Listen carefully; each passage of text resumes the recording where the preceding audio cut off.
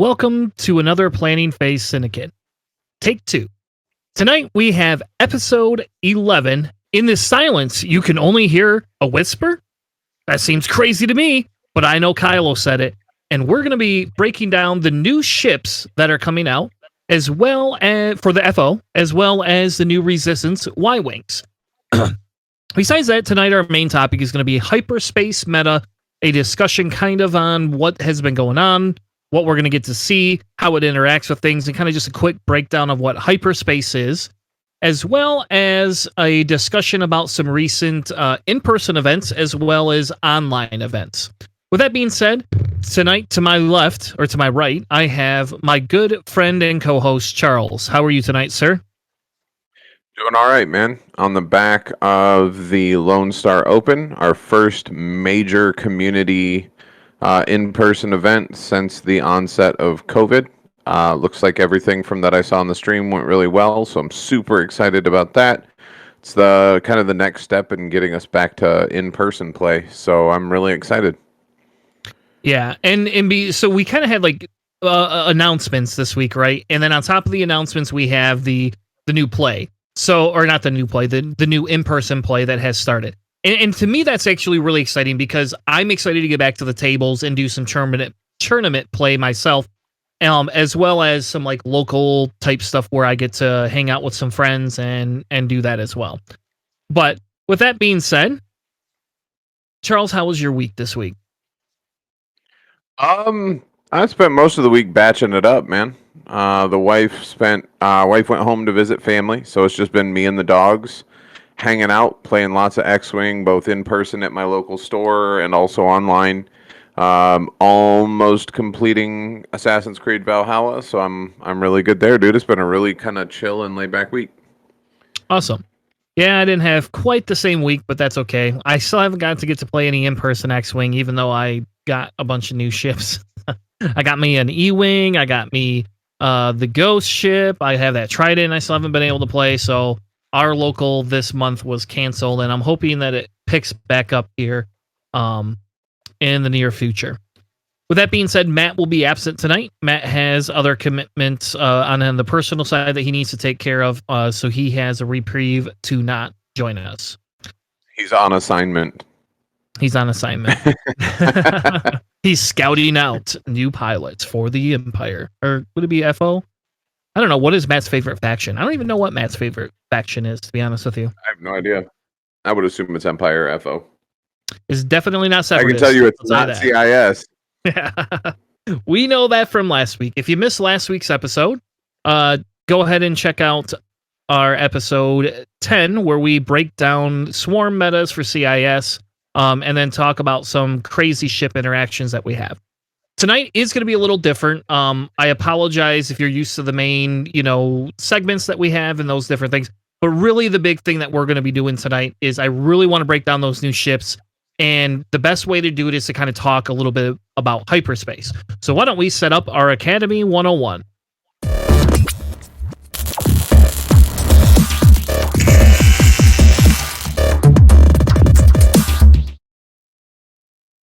So with Academy 101 tonight, we want to talk about the hyperspace meta, right? That's kind of what we really want to do, is what is a hyperspace meta? What does it mean to people? Why do people like it? Why do people not like it? And I think that that's an important step before we kind of get into some of these new ships. And I say that because what FFG and AMG continues to do is essentially make these newer releases hyperspace effective. Now, that doesn't mean that there isn't great opportunities to have extended craziness that you're going to get with it, especially with those FOs. But I think the big thing here, right, is that because hyperspace is something that exists inside of the X-Wing universe, it's something we have to talk about. So, Charles, do you have a description? What would you say hyperspace is, per se? So, to break it down simplistically and as the most kind of like basic, like high level overview, there are two kinds of X-Wing. There's extended and there's hyperspace. Extended is everything that exists in the existence of X-Wing that can be point costed into a 200 point list. hyperspace is a more cultivated, I guess you could say, grouping of ships, pilots, and upgrades that rotate. Normally, it's twice a year. Normally, it's in the June to July time frame, and then again in the November to December time frame. I know this year they've kind of held off because we haven't had any in-person tournaments to gather data on what needs to shift and what doesn't need to shift about the hyperspace meta. But essentially, hyperspace, they just kind of rotate pilots in and out.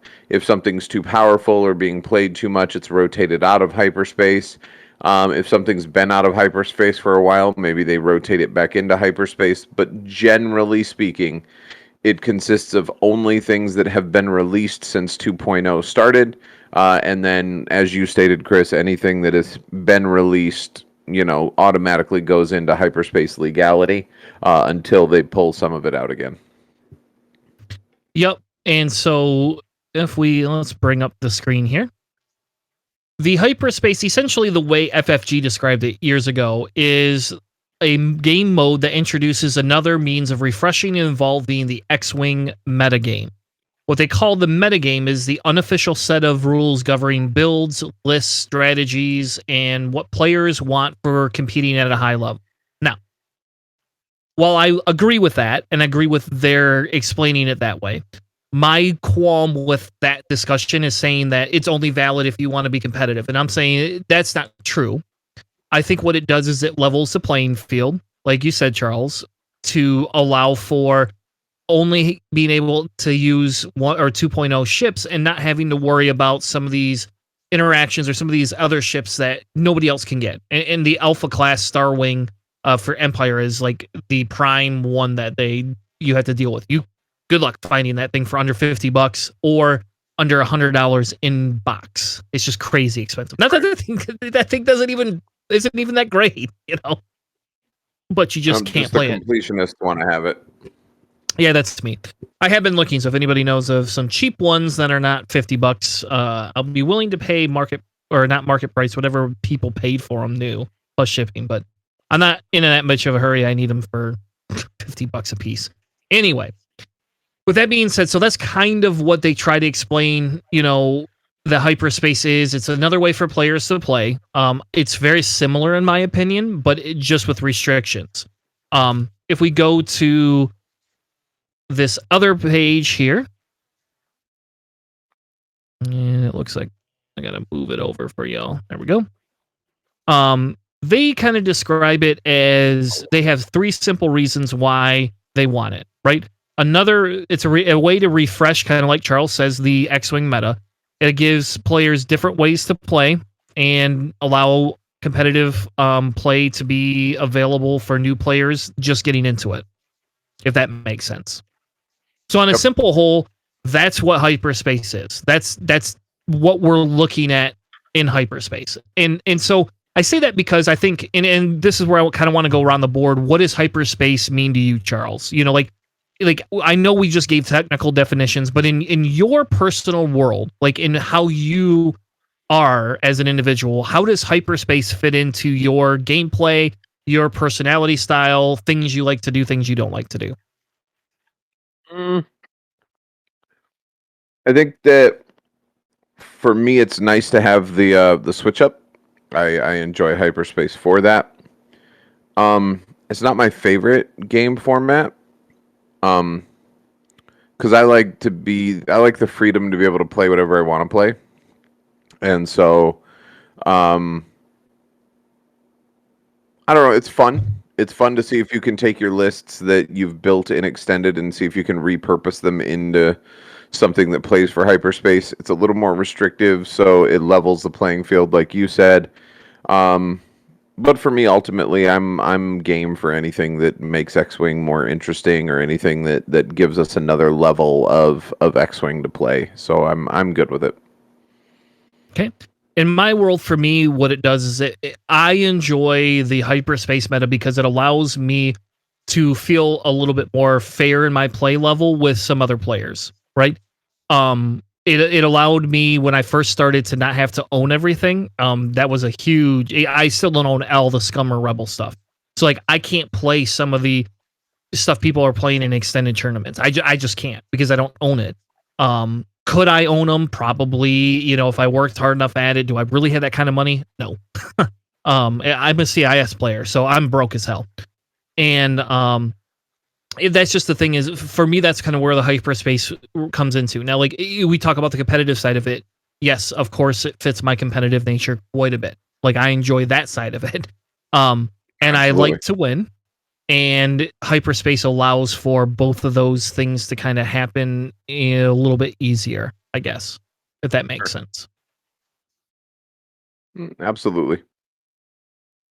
We keep mentioning the word meta, and for those who are not familiar with like a competitive mindset when it comes to any sort of game, the meta that we refer to is just it's a terminology that is used to describe the governing, I guess you could say, the governing dynamics of the current state of the game within the game. So obviously the rules of X-Wing really have not changed. Between the game's release and today, fundamentally it is the same game. The ships all interact with each other on the same level that they normally do, but every so often you'll catch someone who has a fresh perspective and they'll build a list that will change the way that people look at a certain ship, or hyperspace will remove a pilot and it forces an entire, section of the game to shift and maybe start building something different than what we used to build. And that's kind of what meta is it's just kind of the subset of what are the most popular lists in the X-Wing world. Yep. And I think that's important because a lot of people, a lot of people don't have that familiarity to it. And in my world, like, I guess the way I see it is, even if you don't want to be a competitive player in that sense, being able to go to like a local tournament and win different prizes that are cool. Like when I first started, they were giving out promo cards. Personally, I could give $2. I don't care about promo cards. It's not my thing. I really genuinely don't care. Now you start handing out tokens and dial covers, and I think, and we were at one, and I actually won a ship, and that's actually, it's funny. That's how I started X-Wing, because I used to play Star Wars Destiny, and we had like this before Star Wars Destiny, the card game disappeared. They had like a local tournament thing where they were teaching people how to play Destiny. They were teaching people how to play Armada and how to play X-Wing and Legion. And you could just come and play at these events. This one was free at our local LFG. And I just went and played in the Destiny one, and I won like $50 in that tournament. And then on top of being able to win that, I then played and learned how to play X-Wing a little bit from our good buddy Phil. That's how I met Phil. And then I entered in a raffle and ended up winning an X-Wing ship. And then Phil's like, here, let me show you what you can buy to actually play these ships. So like then I ended up buying like a core box and something else because I won $50. So right, might as well, That's how I got into X-Wing. Actually, there you go. No, but we never told her how we got into X-Wing stories, but that's how I technically got into X-Wing.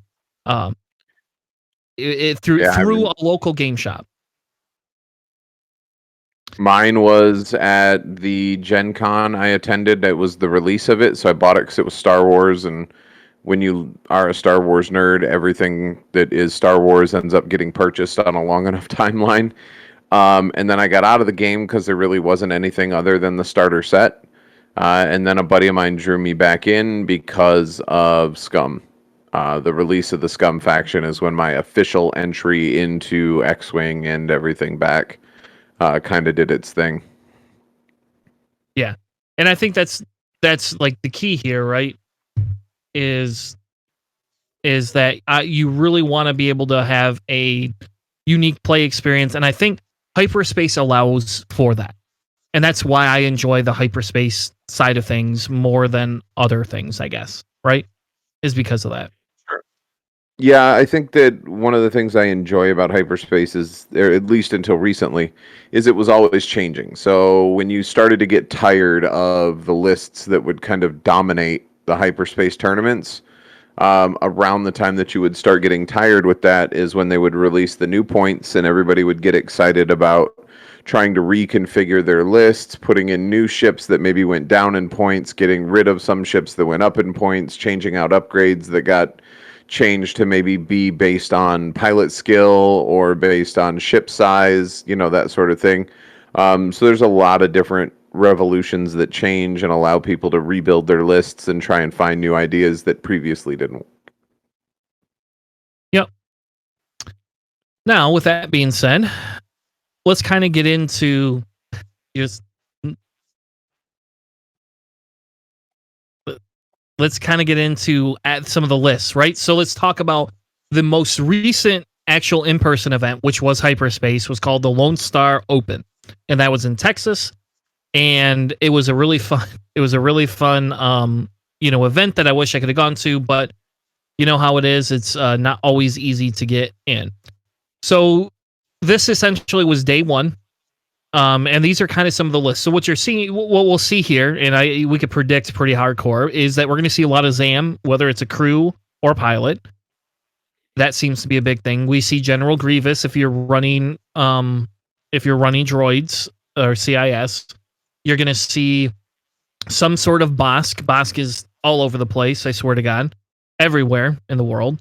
You're going to see probably some variations of some other lists that have Zam as crew. You're going to see Jango Fett. You're going to see Jedi 7Bs. You're going to see Brewer Kret, which is kind of a unique one that showed up. You're definitely going to see these Barons of the Empire. You're going to see some ZZ, some Rose, and definitely some Poe. You'll probably see some Kylo, but you never. That one I never know on, because I think with the Kylo, it's kind of a little bit harder. Not all the time does Kylo show up in the meta because he doesn't have enough support sometimes. So these are the lists that essentially we're running, and they kind of start from top to bottom for day. And this is day one. And what they did is they take your MOV and all of that for your wins and losses. Andrew Bullock went 5-0 in the first round with Grievous, Zam, Trade Federation drones, and that. The reason I want to talk a little bit about some of the meta lists, right, is because of the fact that we see some repetitive things. And so we got to say, okay, well, let's look for the two factions that are going to get the new squad packs, because usually when new squad packs drop, there's usually a points adjustment if they're good. And last time we had squad drops, they didn't have any of those, unfortunately. So hopefully this time when we get the two new ones, they're going to actually change up points, and maybe we'll see Zam rotate out of the meta and this and that. So again, Bosk with Zam, Bosk with Gamma Key. That seems to be kind of the top of the charts there. It looks like in the final round, they had Andrew versus Ryan Sanazuski. So essentially they had Andrew with his Grievous, Zam, and 2 droid lists against Delta 7B. Yeah, where is that? I don't know where he shows up. Am I missing it? Maybe I lost Charles too. There it is. Shock T, Patience, Attractor Beam, and 3 Jedi 7Bs. So with that being said, it's part of the hyperspace aspect, right, is being able to specifically hone in on an archetype that you're playing inside of your faction. So Republic is not getting any new ships. We don't see a lot of resistance here. We do have this resistance, which will be able to take a Y-wing. We don't see a lot of FO showing up in here at all. The most popular one here, it looks like, is Hollow, Kylo, and Major Von Reg. And then we keep scrolling down. I'm not finding any other ones. So FO is pretty underrepresented right now. So if we kind of go back, these are kind of your top. This is for the last day. And as you can see, they had a top 32 cut. Now, with that being said, we can actually kind of move on to some of the spoilers that we had. Hopefully.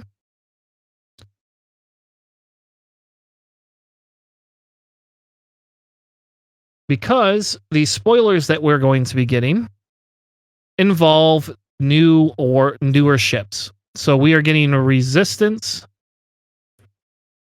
and first order. And inside of these, what we're going to get is Y-Wings, new Y-Wings for the resistance. So as you can see here, the one reveal card that they have is for a new public patrol. And that's essentially is going to be probably that base level one. Now, this document, I don't know who put this document together. I found this in the TMG website, or on the Reddit, and this is kind of so they put together some of the cards. So it looks like we're going to get a New Republic Patrol, which is an I3. Then there's going to be 4 uniques that we don't know the names of yet. They're also going to get somebody called Zori Blitz. So these are people speculating based on the images that we got from this pack here. So as you can see, a lot of these are extremely hard to see. We can we blow this up? I don't know if I can blow this up or not. I think I can. Yeah. So somebody put these together. So you could see that there's an I1, a 2, 3, but you can't read out the names. And it looks like we're getting a whole bunch of different actual upgrade cards for this. One of the big things that they talk about is Babu Frick. And if you don't know who Babu Frick is, that is going to be awesome. So he's essentially going to be a crew member. And then they talk about something called scrambler missiles. And I don't know what scrambler missiles are. I've never played 1.0, so I have no idea if they're going to keep the same thing. But essentially, there's 2 cards that they had that are going to be coming back from 1.0. They also are going to have a new astromech called Watchful Astromech, which I think is a dumb name, personally. Why is he being watchful? But what he's going to do is after you perform a reload or a turret rotate action, if you are in an enemy's firing arc, you may perform a red calculate action. Now, Charles, when you take a reload action, doesn't that give you a disarm token? Yes, when you take a reload action, it does give you a disarm unless there's an upgrade for what you had mentioned earlier, the Star Wing, that when you take that disarm, you can instead choose to take like a stress or a strain or something like that in order to get rid of it and still be able to take your shot. Awesome. And so we'll see. So the main thing is they have something called wartime loadout. So what it's going to do is you're going to gain a torpedo and a missile slot and you're going to replace your ship ability with the following. So let's go back and read the ship ability. After you perform an action added to your action bar by either a talent, illicit, or modification upgrade, you may perform a calculate action. So the first thing that I could tell you is, what if I put an engine grade up on here, turns that white? So literally this becomes a linked action. That's what that tells me, right, Charles? That's a linked action now. Yeah, because if you add engine upgrade, it change. Well, I don't know on that because it's not adding something to your action bar. Okay. It's modifying something that exists on your action bar. And I hate to get that nitpicky about terminology, but in today's gaming world, there's a very fine line between, adding something versus modifying something versus this versus that, what stage of what turn it happens in.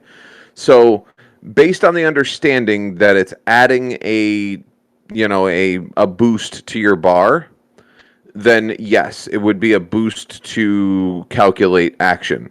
Now it could also not function that way because it's not adding the boost. It's up. I think engine upgrade requires that you have a red and it changes it to white.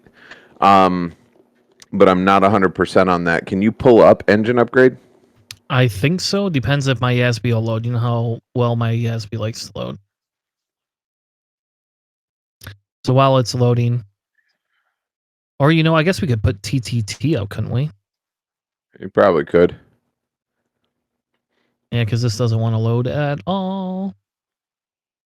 Well, we'll bring that up in just a minute. Give me just a minute. Well, hold on just a second. I got it. So the card text for engine upgrade Doesn't actually have any text on it. It just says in the little requirement square at the bottom of the card, it says it requires a red boost. And then it just shows the symbol of it adding to your bar a white boost. There's no actual, like, this adds this text. All the text on engine upgrade is flavor text. So based on the fact that it looks like it's adding the white to your bar, then yes, it would be a linked action based on that. I'm sure we'll get an official ruling at some point. So just like if you added a targeting computer, that would be the same, right? Targeting computer gives you a white. So what this is saying is if you want to do linked actions, you have to add some sort of a modification upgrade to give yourself this. Period. Correct. Yep. Okay. Which I think that's actually pretty good, right? Because we haven't, I mean, how many Y-Wings do we know that get linked actions? I don't think any of them. I don't think any Y-Wings have that. You know? But so that's the other upgrade you were looking at. They lose that intuitive interface by equipping that upgrade, though.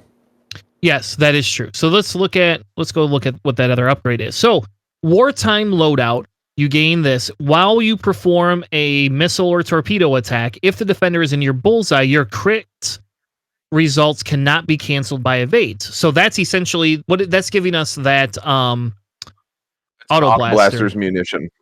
Yeah, which that's pretty good, right? I think that's pretty good. And you're getting an extra 2 hull. So for me, you get 2 extra shields. You get the target lock. You get the reload action. What makes it better than auto blasters is I don't have to be out of your arc. You just have to be in my bullseye. So if I can get range 1 of you with prockets, which requires you to be in bullseye, and I fire it, then you can't cancel any of the crits that I get from prockets or for, advanced proton torpedoes or something like that. Now, and here's especially those cards. Those cards that give you like marksmanship, that give you the ability to change a hit to a crit, or advanced proton torpedoes that change a hit to a crit, or any of those things that allow you to modify Greedo, changing a hit to a crit. You put that if this ship, we don't know what the upgrade bar is going to be. We don't know if there's a crew slot. We don't know if there's what upgrades they're going to have the access to. But if you can put marksmanship and Greedo on there to be able to change hits to crits, and then be able to line up the bullseye with, like a red barrel roll that you've already got a target lock in place or something like that, that becomes extremely, extremely powerful. Yep. Now, here's the deal, right? So our Republic Y-Wings, the base level has a turret, a torpedo, a gunner, an astromech, a payload, and a modification slot, right? What this card here tells me is they may not have a torpedo or missile slot on them. Like, do you? I mean, that's got to be a high probability, right? Well, I mean, yeah, maybe because the wartime loadout gives you that slot, but it also could be that wartime loadout's a 15-point upgrade that gives you an additional slot. Okay. Yep. So wouldn't that be? You know what I mean? So maybe you're right. Maybe you gain one, and you gain it because you're right. It does say gain one of these slots. So maybe it does have, like, standard. It comes with a torpedo slot. I guess I haven't checked Scum Y-Wing, but it comes with a standard torpedo slot all the time because a lot of people run, APTs, or if you're broadside or Dutch or something, and you can run a proton if you really want to. That's living dangerously on your Y-Wing. Yeah, for sure. Now, also the other thing that's interesting, right, is I believe, and we can look, but I believe traditionally they are 6 hull and 2 shields. Traditionally for Rebel. Now I don't know. I guess let's go over to Republic a minute. I apologize if I could get my SP to work. It would do this. Republic has 5 hull and 3 shields. And what this is going to do is you add whatever the cost of this is, which I bet you this has to cost 10 points. That's my guess. Is there's no way you can have this without 10 points. But you're getting 2 shields. So essentially you're going to go 4 and 5. So hold on a second. I don't think it'll be 10 points. No? Okay. And here's why I don't. There's one word on that upgrade that makes me think that it's going to be closer to the 4 or 5 point mark, and that's because it's a standardized upgrade, meaning that Oh, yep. if one Y wing has it, every Y wing has to have it. And when you start getting into as we were talking, I want to say it was last week when we were talking about like the multiplication of upgrades that are required for every ship. Increasing the cost by 1 point can have a drastic effect on your list overall. So I don't think that we see this more than maybe 4 or 5 points, if you want my honest opinion. And yes, Apostas, I agree. Targeting computer giving a linked lock and calculate action is not bad at all. Yeah, especially if they do have a native torpedo slot, right? I mean that natively changes that back to white, and then you're getting that action. Again, you're a little bit less health, I think, right? And Right. I think that's probably where the difference is, you know. Um, and I don't know what you said the point cost is going to be. You said around 2 or 3 is what you thought. I would venture in the 4 range, but here's something else that we're overlooking. Yep. Every ship that currently exists in the game, and this is just like an epiphanous moment that I just had, right? So just kind of roll with me on this. Currently, every ship that has some sort of a linked action, the secondary action is the red action, right? Yep. If you look at that Y Wing ability, if you put targeting computer on there, making targeting computer go from red to white, it does not specify that calculate action is a red calculate action. So that is a white target lock linked into a white calculate action. That is a non-stressful double action. Unless they errata that card before release to say red calculate action, or they give some sort of a text update, it does not specify that it's a red action, so you get 2 actions with no stress on a Y-Wing. That's crazy. And how there's only one faction I think that has linked actions that are both white. And I think that's FO. And that's only for the SF TIE fighter, if I remember right. I don't think anybody else has linked white actions, do they? I don't think so. I could be wrong, but I don't think so. And you know what that says? Like I said, I don't think so, because the linked action was designed to replace push to the limit from 1.0, which was if you did an action, you could take a stress to do a second action. Gotcha.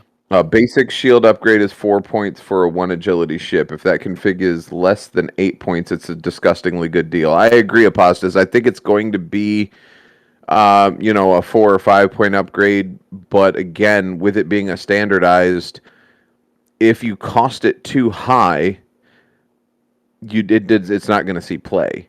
So, and if you cost it too low, it's going to be abused. And I think it's really going to depend on how expensive these Y-Wings are to begin with.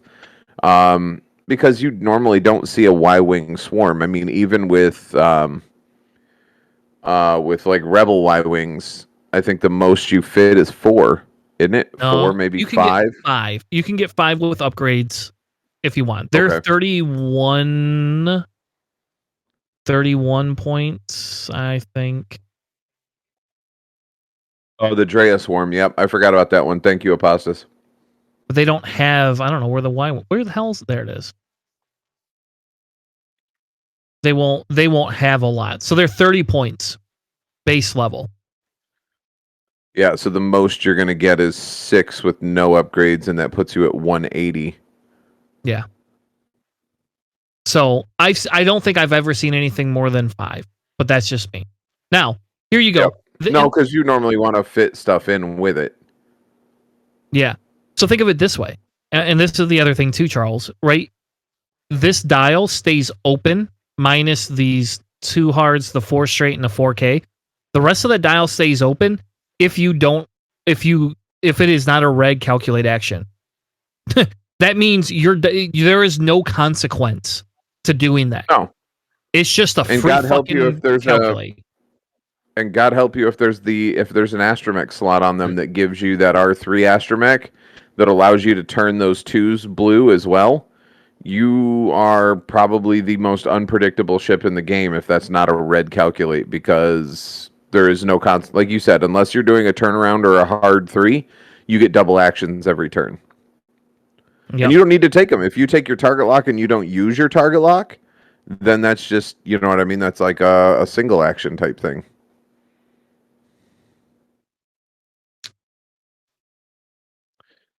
Good night. Good night. Sorry. No, you're So good, dude. It's a family friendly podcast. The only reason mine's not in here is because he's in Michigan. We're okay. So and we know there's going to be an astromech slot. There's no way they're not going to put one on there. That's just that would be illogical to me. That's kind of the standardized for every Y wing has some sort of an astromech slot. Yep. Now, if this is even 8 points, you taking 5 of those means this literally costs 40 points for your list. So if every one of those are 30 points plus 8, so that's 38. What's 38 times 5? So 40 times 5 is 200 minus 10. You're coming 10. in at 190. Yeah, 190. You don't leave You a whole ain't lot got- of room for the torpedo or the missile upgrade required to make that loadout worth it. Now, realistically though, and we've seen this a lot, looking at like Guri or Solus 1 or the Delta 7B title that gives additional shields.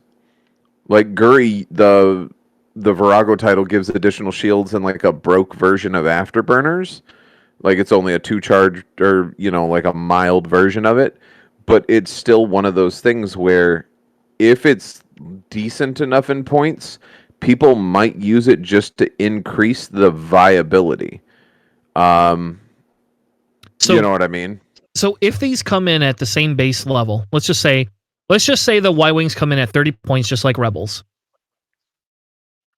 You're now going to have a ship that can add this to get the 2 shields, like you said. And let's pretend that upgrades 5 points. That's a 35-point ship. You can have 5 of those ships with this wartime loadout and prockets. All of them. And they're all going, you know, they're not going to get their linked actions anymore because you're replacing it. But you can run them with prockets. So then the next question is if you just dump that off there and put a shield upgrade on. So like you're like, okay, well, if I don't care about this, I wonder if you can build them out to get the link action and get 5 of these things. I don't know. This is just looking at its base though, and I have to kind of side with Apostas here. I think that looking at the cost of a regular shield upgrade for an I2 Rebel B-Wing, right? So an I2 B-Wing, a shield upgrade is 4 points. So at minimum, this upgrade needs to be more expensive than a single shield, especially if you're getting 2 shields, you're changing the red target lock to a white target lock, and you're giving that reload action. Yep. And Apostas is right as well. Like, he's on point today. Resistance has enough other ships to add in the abilities that you don't need to have, like, the named pilot Y-Wings. Yeah. So I'd say for wartime loadout, I'm comfortable with that 6 to 8 point range. I think I don't think anything less than 6 on the very, very low end. For the record, I played 1.0. Scrambler missiles was not a thing in a 1.0, so I don't know if that's just their way of designing a card. But that was not a thing in 1.0. Yep. I want to know what in the world that debris field is. Oh, yeah, that's a whole new debris field that comes with. I think this comes with Baba Fink. I think that's what that comes with. Yeah, however you say that. Yes. I wonder if that'll be. Sure. I wonder if that's going to be like the rig cargo chute, like something you can actually drop onto the field. Yep. Something of that nature. Hey, Catherine, how are you doing? So the other thing that it says is they're going to add this new card called Lightning Reflexes and Scrambler Missiles. You're going to get 2 astromechs. They've only showed us 1. And so let's talk this astromech, right? After you perform a reload or a rotate action, if you are in the enemy's firing arc, you may perform a red calculate. Right? So see here, they're already putting the difference. That other one is not red. That action is not a red action. I'm telling you right now, they're not. It will not get eroded fast enough for us. It just won't. So we'll see how that plays out in the meta, because calculates are like force tokens to some extent, except for you don't get them every turn. But the way that the dial's going to work, I think you will. But anyway, so look at here at this. I don't know how much Watchful Astromech is going to be, but you're going to be able to perform that red calculate as a linked action if you do a turret rotate. So it's going to always ask you to do a turret rotate, which then probably tells us we're going to get a turret rotate, as one of the actions on that card. I don't know. I don't know what other Astromech they can put in there, but see, this Watchful Astromech is going to be ran in every faction, or can be. I was going to say, you'll notice that it's not limited to a faction astromech. So being able to put that into like the current Rebel Y-Wing that has the rotatable turret or something like that, it rotates a hard action to take unless you know you're getting a shot out of it, because if you spend your action to rotate and you didn't set it up perfectly, it's an unmodded shot. So this gives me the ability to take a stress to make it a modded shot. So yeah, think of Dengar. There you go. This can go on Dengar now. Not that you ever want to rotate your arc all the time with Dengar, but still, you do have that option with this Astromech. No, but well, hold on. Let me check his terminology. I want to check something real quick, because if the terminology is correct on that ship, this might be a fun little combo. Maybe we'll see. Nomlam. Oh, never mind. All right. So I was thinking with Nomlam, if it said that you must perform a rotate action to rotate your arc to where the attacker is, then you could link that rotate action that Nomlam must take into getting a free calculate as well. All right. That'd be broken, but no, it doesn't. It just says you must rotate. So, ooh, that's a good point, Apostas. For broadside. Yes. Yep. I agree with that too. That's why I said, like, it's nice to see a Republic Y-Wing, right? Yes, and that's nice to see this as a non-unique or non-faction specific card. So now let's talk about lightning reflexes, because we don't know what it means. We just know that it's coming. And I'm not the 1.0 person here. I guess I should move the screen over, right? That's what I should do. Hold on. We're going to move it over. There you go. Lightning reflexes. So Charles, what is lightning reflexes in 1.0? Lightning reflexes from 1.0 was after you executed a white or green, because in 1.0 they were green, they weren't blue maneuvers. It was a small ship only upgrade. After you execute a white or green maneuver on your dial, you could, it says discard this card, so that is, if I'm translating this into 2.0, after you execute a white or blue maneuver on your dial, you may spend a charge to rotate your ship 180 degrees and then receive a stress, I want to say. Receive a stress token after the check stress step. So essentially, you could do a 3 talent or a 3 turn, like a 3 bank.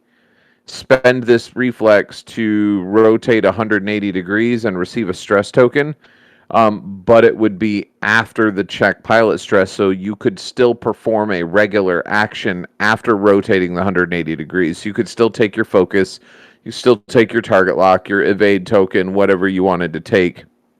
You could use this, and then you got your stress after everything was complete. So essentially, it's going to allow us to rotate. 180 degrees. It turns everything into basically a sloop or a K turn. Holy crap! That 180 degree at the end of it. In 1.0, this was a 1-point upgrade. Again, you were building into a 100-point list, so 1 point factored a little heavier than other things, and it took up your talent slot, and it was small ship only, so you couldn't put this on the Falcon, you couldn't put this on Bosk. Oh my God, if I could have put this on the YV666. I'm just going to do a 4 straight and then give myself a stress to rotate 180 degrees. God, that'd be busted. But yeah, so it was small ship only. Um, and it was a talent slot. So you lost your marksmanship. You lost your push the limit. You lost, the major players that you had. So you really had to have a use for this in your list. It was not a very popular 1.0 upgrade. So unless they're doing some pretty major shifting to it in the 2.0, I'm not sure what we'll see there. So, what would be the okay? Whoa, hold on, Is this? hold on, hold on, Go ahead. hold on just a second. Apostas in chat. We're reeling on this when you perform the action type thing. So when you're in the end phase, because do we discard your tokens, which is part of the cleanup phase? Because Agile Gunner says that you may perform a rotate action during the end phase. And with that ability of when I perform a rotate action, I can perform a red calculate. Does that allow you to carry your calculate through to the next round, or do you still lose it since everything happens in the end phase? That is something interesting to think about. I would think you would lose it, but I don't know. I don't know. This is crazy because to me, I don't understand why you would do this. Why this was a thing? Because don't you just have K turns? Is this just to allow you to be able to do whatever type of K turn you want? Is that what this is? Well, so what essentially was there were ships that didn't have K turns. There were ships that didn't have like the X-wings had a 4K and a Talon roll, I think. They didn't have a sloop. They didn't have any other way to turn around. So putting this on them gave you the 3 sloop, the 2 sloop, the 1 sloop. You know what I mean? It gave you for 1 point. Now, granted, it's a single use because in 1.0 the charge was discarding the card. So you got one time to do it. So this was like your aha, now I have you moment. You know what I mean? Like you spent it and you never got to use it again during the game. So when you chose to burn lightning reflexes, it had to be like a moment where that 180-degree turn gives you a blanked out range 1 shot at the back end of a ship that has no defense because it wasn't expecting you to be there type thing. Okay, so it's like contraband cybernetics, right? Yeah. Okay, It's that's like what contraband. this is. It's a single time use. Yeah, it's contraband for somebody that doesn't have an illicit slot. Okay, all right. So fine. So I guess I'll see the value and say, all right, that works for me. That can be something that they created, and I don't know if I'd ever use it personally, but that's just me, I guess. How much do you think this is going to cost? Lightning reflexes, 2 points, maybe. Okay. Yeah, because contraband is 3. Maybe 3. I don't see it. Marksmanship is 3. So I don't see it being higher than dice modding abilities. Even the inertial dampeners that you get in Scum are only like 2 or 3 points, I want to say, for the illicit upgrade. Yeah, inertial dampeners are 1 point. False transponder codes are 2. Contraband is 3. I feel comfortable if this comes back, seeing it at a 2 or 3 point list, or a list cost. Okay, and so that makes me feel a little bit better, I guess, right? Because that was what I was a little bit more worried. I feel great till we start talking about the FO ships, and then I start to get nervous. I'm excited. That's why we named the episode after Kylo. I'm excited. I'm an FO player though, at heart. Not more than CIS. CIS is still better, but we'll see. I don't know. Maybe this will take it over. All right. So the other rumor, right, is scrambler missiles. What is that, Charles? I don't even know what the hell that is. That's not a thing. This is not a real card. I'll double check it, but I don't think it was. If it was, we never saw play, but let me take a look at the Google machine. Yeah, you're right, Apostas. It could be done twice with Cutthroat or more. Come on. Or wait, we just saw Jabba and extended, so can you imagine being able to have redo Oh my god, that's so good. You're going to be able to do any type of 4K you want with any of your actions, and it's going any of your No. whites and blues. Sorry, any of your white. Why not? Jabba won't work with this. It's a talent slot. It's not an illicit slot, so Jabba won't Oh, have any effect on it. Cutthroat will, because you can recover a charge, that sort of thing. But because gotcha. it's not an illicit upgrade, Jabba is not going to be like unlimited amounts of this. Like, that's not a thing. Okay, good. So Scrambler missiles in 1.0 were just like any normal missile. They required a target lock. Now in 1.0, you had to discard your target lock to use them, which made munitions a lot less fun. But in 2.0, obviously, you do not have to discard the mod. You just have to have it. If this attack hits, the defender and each other ship at range 1 receive a jam token.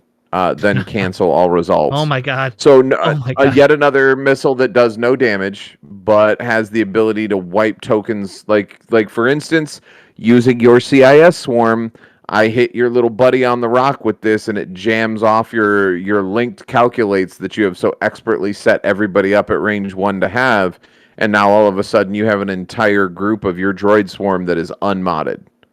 I'll tell you what, that is awesome if that's the case. They should probably make it like Ion, make it 2 points. I think what is Ion missiles 2 points? Yeah, they're 2 points. I don't know. I think that's I think that's cool personally. Yeah. It's this weird I think 2 points is safe because it does no damage. Ion missiles you can still punch through a damage with it. This is like thread tracers.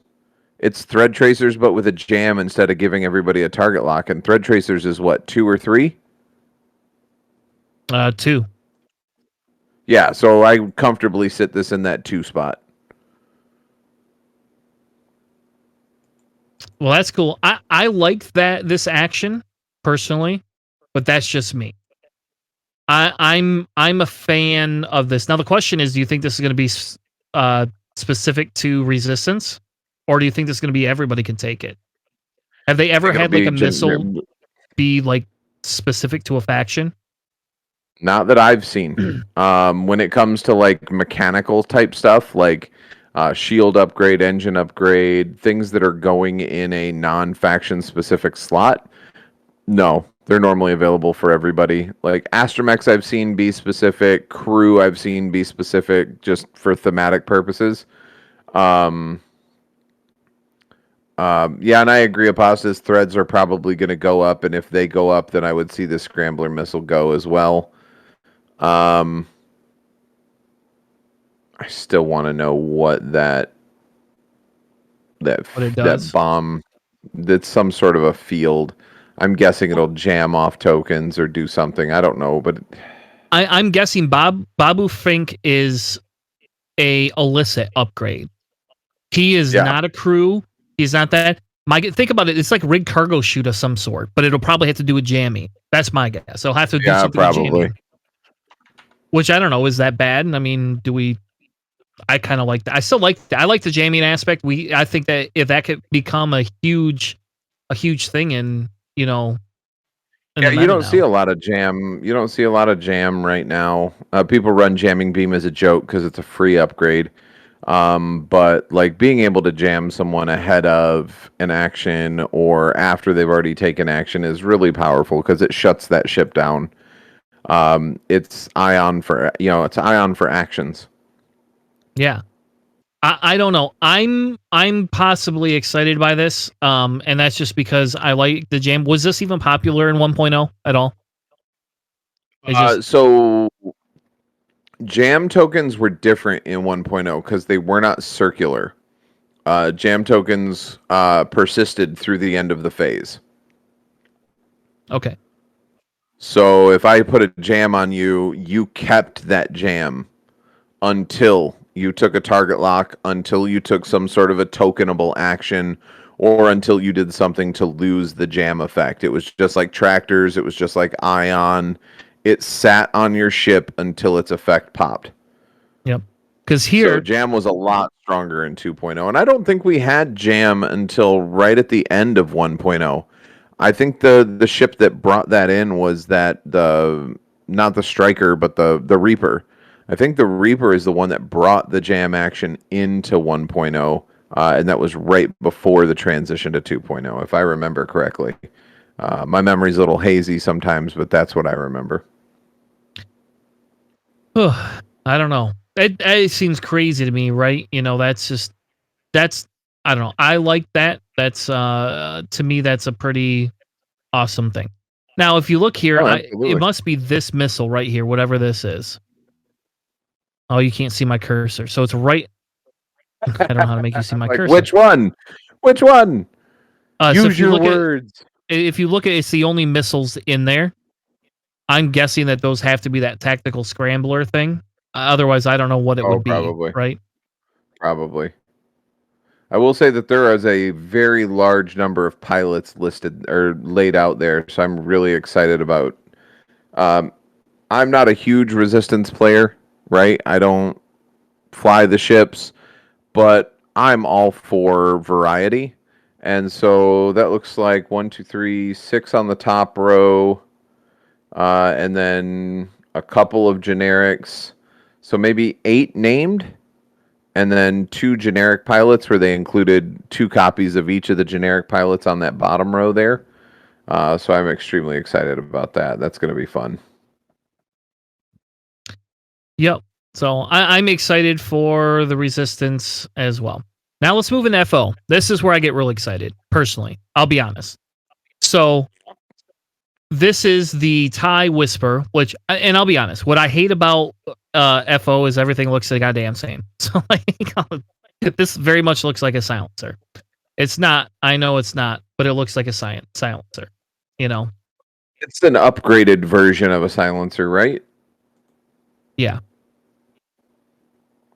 Other than the fact that flying it at extremely high speeds, that a Jedi can just do like a jump over top of it. So is it really that cool? But that's just me. That is true. And that is the scene that you see in our thing. Anyway, now we're digressing. So if you look at this, they have the one hards, then you're gonna have two hards are not blue, but the two banks and the two straight is, three banks and straight is, the 4 and the 5 straights are both blue. You're gonna get three sloops and a 4 and 5K. So that's a pretty bloody maneuverable ship, right? This also is a ship that has a high probability of popping or higher. It's got low hit points. I do like this function, them adding a bullseye shot and a turret. So that is kind of cool. You are also getting, the text that says you can rotate your turret to the front and back only. You must treat it as a front requirement of your missile as a, whatchamacallit, as a, I don't know, turret. Thank you. Sorry. So any equipped missile upgrade becomes a turret. You don't Yes. gain your front arc and then have your back arc and then have your bullseye arc on top of it. So it doesn't give you a 180 arc. It just becomes a rotatable munition. Yes. And you say low hit points, but it's got one more hit point than the current silencer, right? The silencer only Yes, they're has 4 and 4 2. hull. That's true. You are right. Which means it should cost a little bit less. And this is an SF type thing. This is like if you play FOs and you play SFs, you're going to get this is what an SFF does. Now the question is I don't know if you're going to get a gunner slot or what we're going to get for this. Because I don't think they featured this in the movie that much. I mean, it is featured, The but I only don't know how person much. that flew it that I remember was Kylo. So Yeah. Like I don't think it was a real popular thing. Now maybe it's in one of the side games or in the comic that I just don't play. But here we go with our linked white actions, and that's like SFs. In fairness, are not like amazing with these, but they are one of the ones. Now think about it: is this ship more maneuverable than an SF? I'm pretty sure it is. Could be wrong, but I'm pretty sure it is.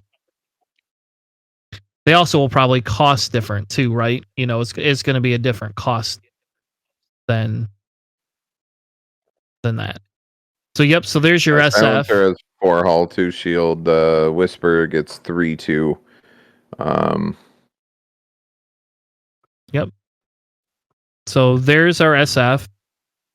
The only difference here it looks like is they took the evade to rotate away. compared to our spoilers thing.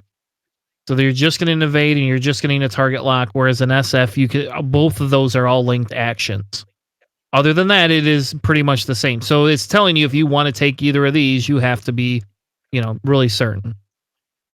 But with FOs, right, there's so many things you can do. That dial for this is better than an FO right there. Just down. This is a better dial. You get the 4 and 5 straight that are blues, just like you get on those silencer. I don't know. I don't know what they're going to cost for that ship, but a baseline SF is 32 points. So I'll tell you what, if those ships come in at 32 points or even like 35 points, then like why carry an SF? Why do that? Yeah. The only difference is your front arc. Now, is there a front arc, and I wonder if these are going to have cannons or anything on them, right? No, probably not. Assuming they might have something, but is there a way to make... No, because it's a heavy weapon turret, so it's going to be a missile or a torpedo. It's not going to be like a cannon turret like what you would see on a Y-wing. Yeah, because in these ones, we do get our gunner slot, but yeah, these ones are our missiles, right? And that's where that gunner slot can be very, because you can put concussion missiles on these things, passive sensors, and I'm trying to think of what then there's a gunner you can put on them that allows you to take your double shots if you can get them. Yeah. So if these things have gunners and they're gunner slots, you could probably run four of these, and they're going to be pretty good. That to me that seems pretty good. Now let's move on to Kylo, who's the next one. So it looks like we're getting an I5, and we're getting an I4 and an two I4s, a unique and a generic, Kylo and some unknown character. Kylo says, and he gets an extra force, my friend. There's an extra force. Before an enemy ship in your bullseye is dealt a face down damage card, you can now spend a force, and if you do, that damage card is now spent face up. That's pretty good, right? Yep, so I think that's pretty good. Spend force to make it a crit. Spend a force to make it a crit. That seems pretty good to me. The power there. Well, the power there is it's when the damage card is dealt. So it's not, I'm going to spend a force to turn this hit into a crit, and then you roll green dice to get around it. It's dice are done. So this damage is going through. Yeah. And so you don't have to spend your force until the end. That's crazy, right? That's pretty good. That's pretty good. I mean, I won't say that's like broken, but I will tell you that's a really good ability. I was gonna say, I think the balance is that they have to be in your bullseye arc. It's just like the Nantex, though. You know what I mean? If you can line that shot up, or like the Kimagila for Scum having that ability that if you're in the bullseye arc, you can't spend your tokens. It's really hard to match that up unless you're really good at planning where your opponents are going to be, or getting those weird one-off angles that allow your bullseye to be effective, or really good at trying to figure out the angle of your boost or your barrel roll as well. Yeah. Now, if we come down, I think the image is in here, right? Where's our image? Maybe I didn't put it in here. Well, that sucks for me. I'm a dumbass. What image were you wanting? The FO box image. Oh, well. Oh, give me. Well, I can't bring it up on screen, so it doesn't matter. Unless you... Well, maybe I have a link to it. You know what? Here's the AMG stuff. Maybe it's on the AMG official Twitter. All right. Yep, you're right. There we go. Well, I probably got to move the stupid screen back over. Yay. All right. Maybe. Whatever. So this right here makes, I think this is awesome. Like, I'm super excited for Kylo to have that ability. I'm very excited that Kylo gets 3 force finally. I guess it kind of plays in line with the movie, right? You know, in the movie he gets that he's more equipped to do things. He's had more training, that sort of thing. So I don't know. Let's see if it loaded yet. No. I'll be honest with you, I'm more worried about the SE, the TIE bomber, the FO bomber, than I am about having the Whisper. The Whisper is just another high agility ship, which is what FO is known for. I mean, it's only got 2 agility, which is not as good as the silencer, because the silencer's rocking 3 agility. So I think it's a little easier to hit the Whisper, but being that everything is a linked to rotate action, with the exception of the evade action and the target lock action, there are going to be a lot of repositioning. It's going to be like an FO A-wing basically. The bomber is what has me a little more scared. Not in a scared way, like, oh my god, this is going to be game breaking. But it's definitely going to require you to think a little bit more, and so I'm really interested in that. All right. So this is the upgrade. I mean, we'll get to the bomber in a minute, Charles. I promise. We will not forego that bomber. I'm sorry. No I'm worries. so excited by this Whisper in FO. You have no idea. So here's something called Enhanced Jamming Suite. So they're going like full tilt into jamming. like this is like they're forcing this mechanic down our throat. This is an upgrade that gives all white actions, and here you have a focus to jam, and the card says while you jam, you can choose yourself or a friendly ship. While you defend, if the attacker has no green tokens or there is a jammed ship in the attack arc, you may roll 1 additional defense dice. This is how you put 3 agility on those things. Yeah, but is it worth it? It depends on the point cost. I don't know. Like, I think. No, I'm not even talking point cost. I'm looking at what slots the jamming suite takes up. You can't get your fire control systems. You can't use any tech upgrade. This is fire control is not a tech upgrade. So. Oh, what am I thinking? Passive? Those are both sensors. So what you're looking for in the tech upgrade is this slot here. And I don't know, they advanced targeting by priority. So, advanced optics is what you're thinking of. Advanced optics, yeah. But I think advanced optics is overpriced for what it does. I get the point of it, but it's a 5-point upgrade. I don't think it makes as big of a difference as people think it does. I would give, if this is 5 points, I'll give that up in a heartbeat. You can have that. I'll take this 100%. Now, I can't imagine this is going to be 5 points, honestly. I just can't even fathom this being a 5-point upgrade. And maybe it is. I mean, they lowered Nantex down to 6 of them in a list. So, there's that. But I really like this. I think this is the silliest piece right here, though, right? They have just a jamming thing. Why would I ever just jam? Ever? Tell me why. I don't understand it. On your I-1 ship, being able to do that ahead of time, you know what I mean? Like, I don't know. No, you focus jam. Why would I not take a focus jam? Ever? Like, why would I not do that? I would never just take a jam. That just seems stupid to me. Like, I'm sorry. It's on there because you have to have the action on your bar in order to link it, maybe? I don't know. No, I don't think so. I don't think I've ever seen a ship have a linked action that didn't have the regular action on their bar. Does that like a boost to focus or a barrel roll to focus, you still have the ability to just take the focus as well. So yes. I think if you're going to have a linked action, the first action's got to be there to begin with. Here you go. Here's a TIE SF. Nope. They are all linked actions. Rotate, rotate, rotate, and rotate. You know, you could take the first, but not the second. This is unneeded. This is unneeded. Period. But whatever. I think that's this is what we call an FFG slip up. Unless somebody can explain to me why that is needed.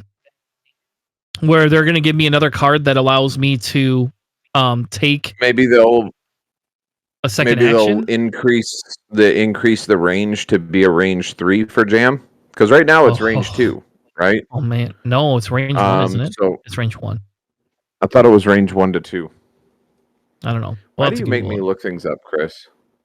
Because you sound so confident in yourself. Oh, I know. I always do. I have to, like, throw some... You haven't given any dad jokes for me to put you in jail for this week. So, like, there's no dad Um, jokes. No. Just look it up. Let's keep moving. It'll be 2 years for you to come up with a dad joke.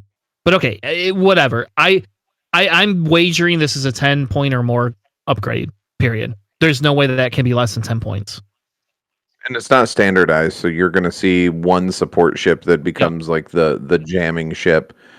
So jam is choose an enemy ship at range 1 or range 1-2 in the jamming ship's bullseye arc. So maybe they increase it to range 2 all around if you have the jamming suite on, which makes sometimes taking the jam action better. And if that's the case, you put it at 2. I mean, like, then that's fine. But I still say, there's no difference between these two symbols. I would never not focus unless there's something that tells me. I just don't get it. This befuddles me. I'm going to put this in the stupid AMG forum to be like, what the hell? Tell me why this is a thing. I don't understand it. Anyway, But to be fair, is that card official spoil, or is that in like a yes. Reddit post? Well, it was from the Reddit post, but I think it was an official spoil because John knew about it before I got this.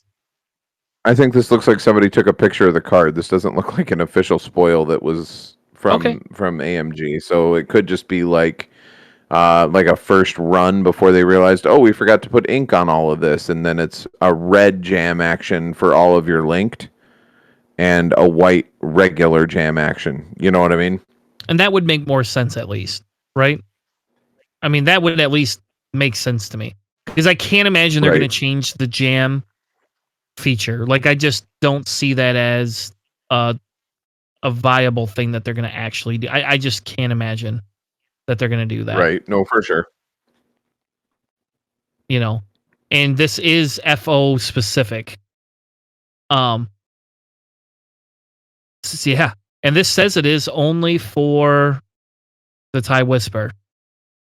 And the question becomes is whether so if this is a leak and this is an early one, my guess is that they'll standardize this at some point, but I don't know. That seems crazy to me. So I don't think they'll standardize it, and the reason I don't think they'll standardize it is even now, like if we use the comparison between the Whisper and the Silencer, I think the most silencers you can fit in a list, if you go, the lowest point is the Sinar Janus Engineer at 48. So with no upgrades, you can fit 4. If you give any sort of upgrade, you're looking at 3 max. So standardizing something that can only be used on 3 ships makes no point. fair enough. All right, let's move on to the bombers. Yay! I know you're excited. So we're guessing the base level. We don't know for sure though. There could be an I1 that we don't know about. But essentially here they have during the system phase, you may perform a boost action. I'm assuming this is white, right? Because they don't specify on the card. Because your bar has the boost action on your bar and it's red on your bar. In order for you to perform the boost action, it's a red action for your ship. Okay. So it is going to be a red action no matter what. Mm-hmm. Okay. So I don't think that's very scary when I can only go 1 straight, 2 straight, or 3 straight. Unless there's something that reduces all of these. Like an astromech or something. Here's where it gets scary. You ready? Because it's during system phase. So this is where I get scary on this, because we don't know what the upgrade line is for this. I do a 1 straight, keeping me just out of range 3 of your ships. Right? Okay. We roll to our next dials. I can now boost 1 forward in the system phase and then trajectory simulate 5 straight. That's a 7 straight bomb maneuver from where I was previously, where you planned on me being positioned from. Because you've got, if these are small base, right? You've got the 1 straight plus your base plus the 5 straight plus the bomb. That's a 7 straight launch. Or if you're bumped into someone and that 1 straight can cause you to hopscotch their base and then smack them with a proxy mine, and then do a blue maneuver to get you away from it and still be able to take a defensive action, so you get your reposition to be able to set your bombs up a little bit better, or maybe even set yourself up for a block to where they can't get out of your bombs because you were able to block them with that boost. Like, there's any number of ways that that's good.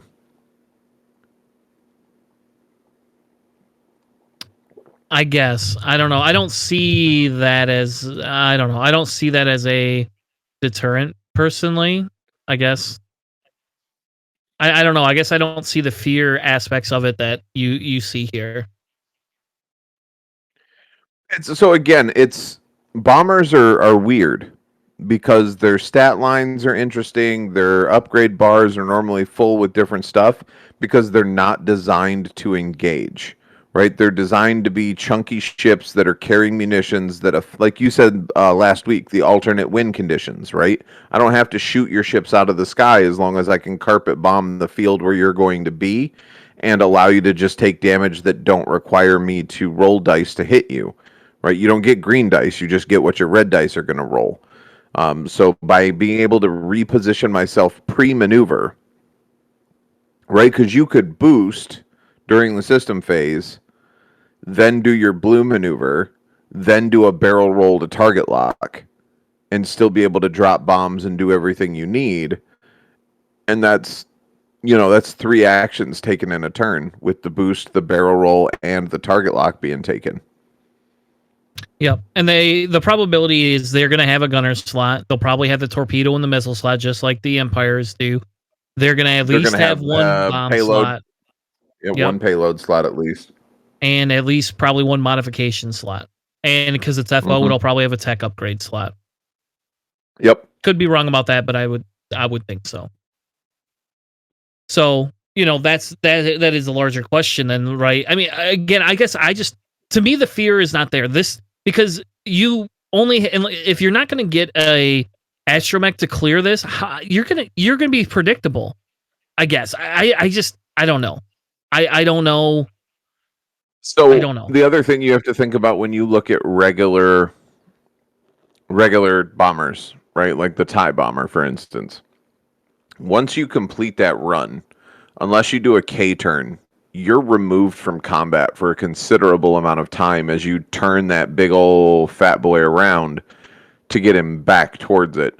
Being able to do this during the system phase to get me halfway around a rock so that I can 2 hard, because you don't have to do a blue to clear it. You can do a white and hang on to the stress and then do a 3 straight to get right back into the thick of everything after doing the turnaround.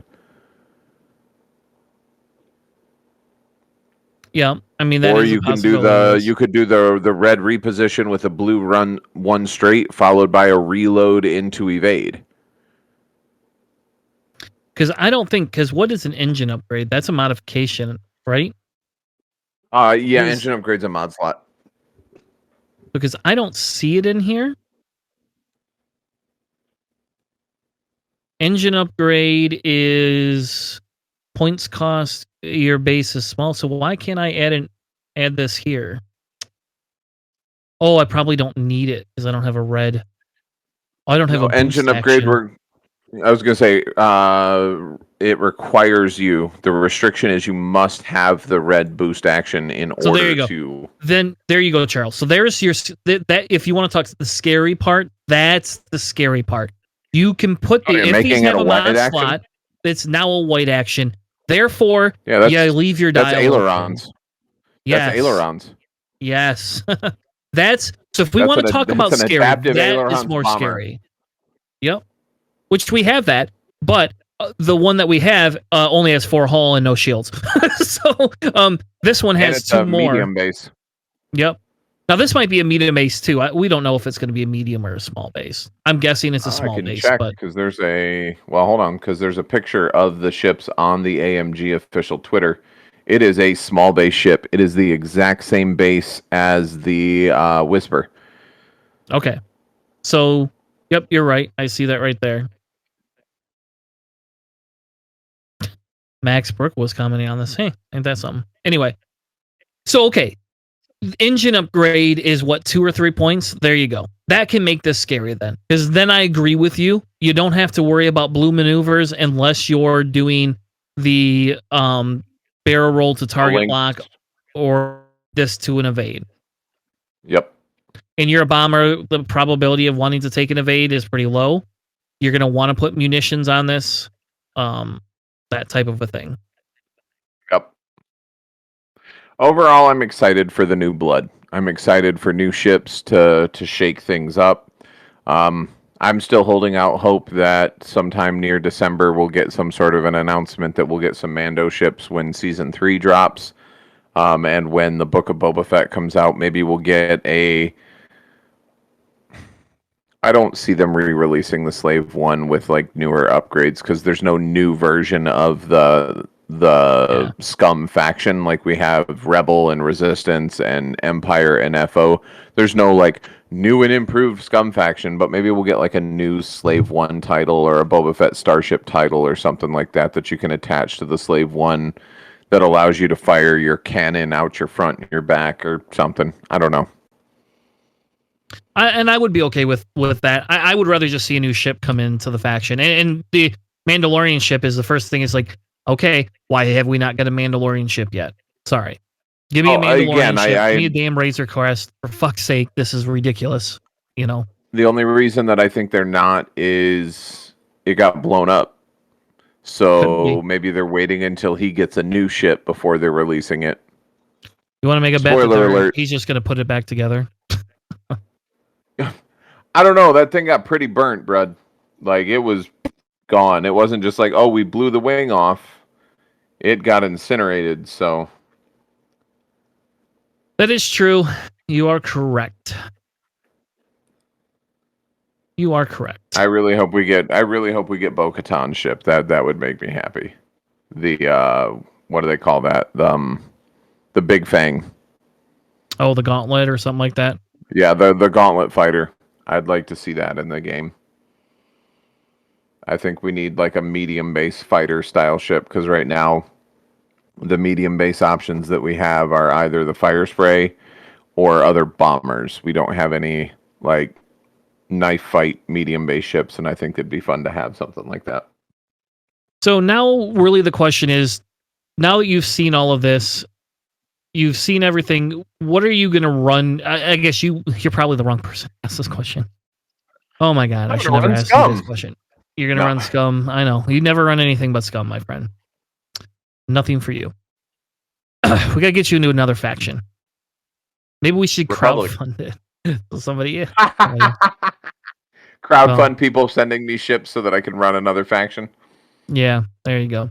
Because now the question is, what are you going to run with it? I mean, to me, putting those bombers in with some FOs seems like a pretty good thing. Bombers with Malorus seems like a pretty good option. Oh, yeah.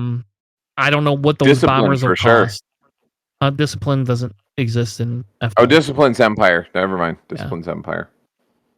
You ain't gonna run Discipline. FO doesn't. So far, FO doesn't have any of those type things. Yeah, I bet it'll come in this pack.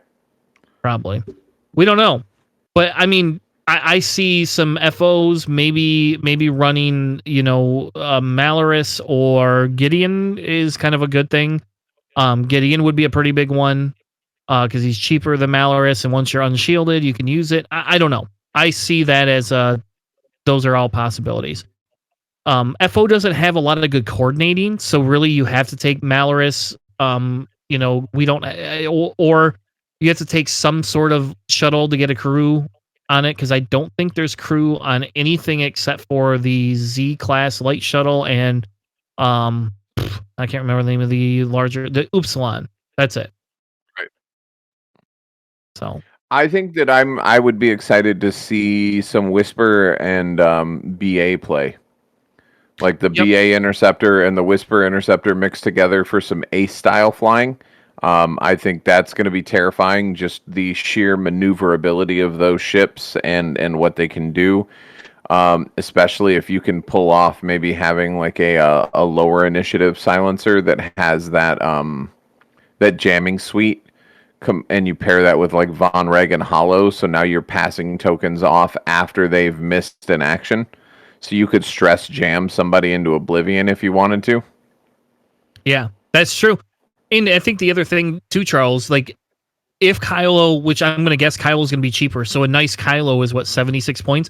So if this Kylo comes in at 50 points, which is what I heard the rumor was, if he comes in at 50 points, that's 26 points cheaper. I don't know if Kyle's really 76, but I think he's up there. Kylo at his base in the silencer is 76 without any sort of upgrades at all. So now down I'm putting one him force. in that.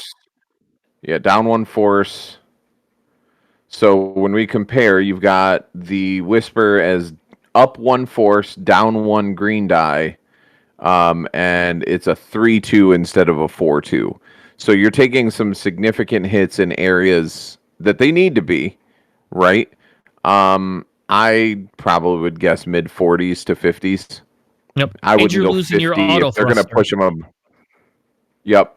You're losing the auto thruster, but you're gaining missiles, or not missiles, you're gaining whatever munition that you're using as being a turret, which I think is even more, because if you think about it, you could run advanced proton torpedoes, and instead of being required to be at range 1 in your front arc, you could zoom past someone.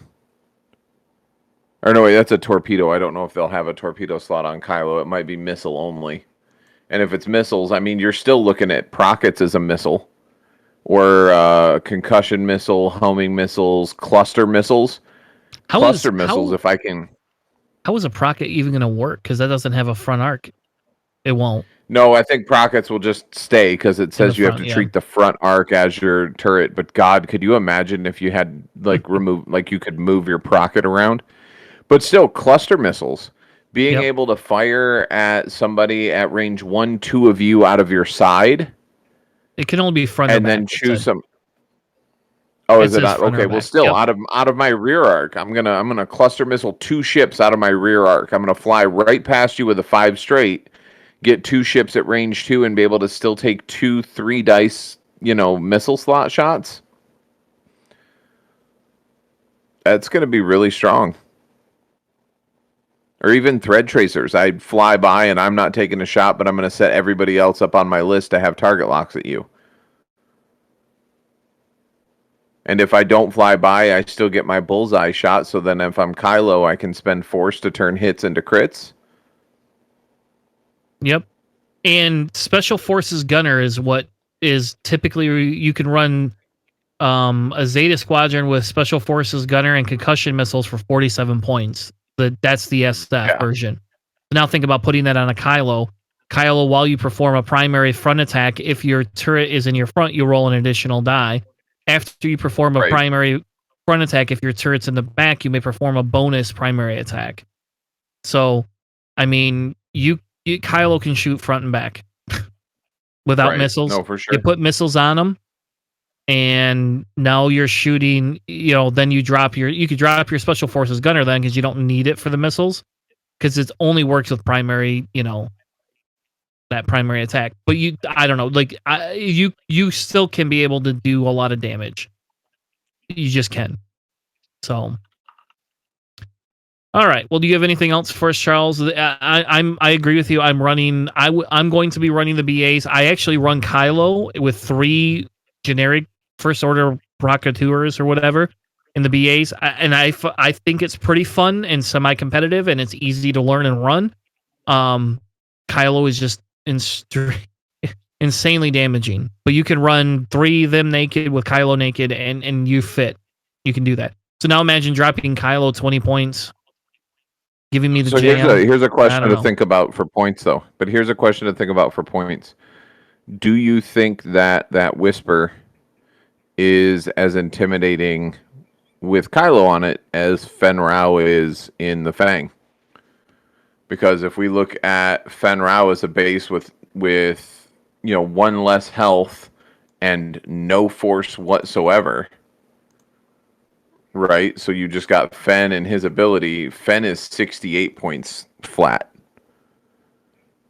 So I'm gonna say it's not as intimidating because of the bullseye thing.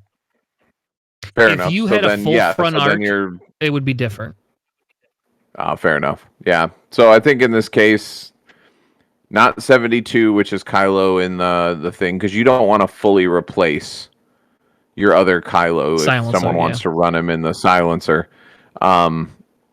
But I think bringing him in around the mid 50s to low 60s is probably a safe bet because he's not as strong as, say, Fen. He's a little more survivable because of that, but he only has 2 green die. So, Yep. Except for when you run that other thing. yep. Then you get the extra green dice and you get the jam. So I hope they don't change the jamming distance. But because this forces you to go in hot, is what it does. But the difference is it now becomes an A-wing that can fly past you and have a rotated turret arc and just shoot you, just light you up. I do like that there isn't a target lock to jam, though. I do like that because can you imagine being able to take a target lock and jam? Like, oh, I'm going to shoot missiles at you. I don't have to prepare for it. I'm just going to target lock and jam you. Everything. Boom. Done. Fly past you. Boom. No, done. That's too much. I'm glad they at least saw enough ahead of that for that. Because that would be insane. All right. Anyway, thank you all so much for joining us tonight. I think that's all for us. We've had an hour. It's been an hour and a half. That's a pretty good show. Yeah, very excited for the new ships. Next week we have a little bit more planned. Going back to the old format. We'll probably spend the first few minutes getting Matt's hot takes on the new ships if he spends the time looking at them. And then we'll be back and we'll be talking a little bit about outmaneuvering, kind of as a discussion point for outmaneuvering and what kind of goes into that. With that being said, have a good night, and we will see you next week.